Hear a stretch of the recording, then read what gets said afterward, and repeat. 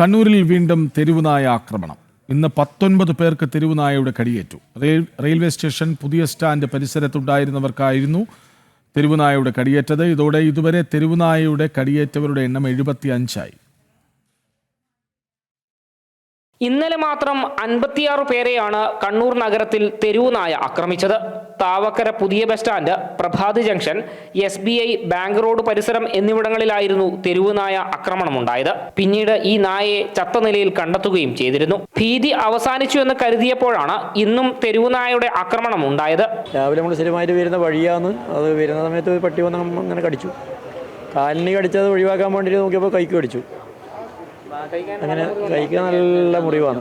ഭൂരിഭാഗം പേരെയും പിന്നാലെ ചെന്ന് നായ ആക്രമിക്കുകയായിരുന്നു. എവിടെ നിന്നൊന്നും അറിയില്ല. ഞാൻ അങ്ങനെ വീട്ടിൽ പോകുമ്പോൾ ഞാൻ വിചാരിച്ചത് മുള്ളാമറ്റായിരിക്കും എൻ്റെ ബാക്കിൽ കുടുങ്ങി നിന്ന് നോക്കുമ്പോൾ നായി. അത് രണ്ടാമത് എന്നെ കൊള്ള വരുമ്പോൾ ഞാനത് എടുത്ത് നായിൻ്റെ ഈ ബായി ഇങ്ങനെ പിടിച്ച് അടിയും പിടിച്ചു. ഭാഗ്യത്തിന് ഇടിയെ പറ്റിയിട്ടുള്ളൂ. ஒன்றுமே பண்ணலையே, பின்னாலே வந்து எடுக்கணும். இப்படி வந்ததே தெரியல.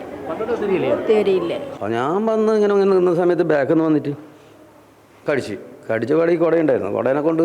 കുടേനെ പിടിയൊക്കെ പോയി. അതൊക്കെ കൊടുത്തു കഴിഞ്ഞപാട് ഞാൻ തിരിഞ്ഞു പോയി. അത് കടിച്ചിട്ട് പറിക്കണം തിരിഞ്ഞ് ഞാൻ വീണ് പോയിട്ട് വീണ്ടും ഇത് കടിച്ച് പറിക്കാൻ വേണ്ടി നോക്കുകയാണ്. ആ ഇറച്ചി മസിലിൻ്റെ ഈ സൈഡാണ്, അത് എടുക്കാൻ വേണ്ടി നോക്കുകയാണ്. ഇതിനിടെ തെരുവുനായ യുവതിയെ ആക്രമിക്കുന്ന ദൃശ്യം പുറത്തു വന്നു. കടിയേറ്റ യുവതി കുഴഞ്ഞു വീണു.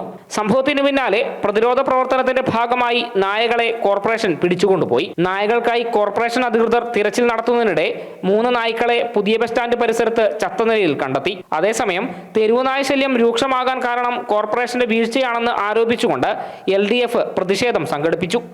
ജനം, കണ്ണൂർ.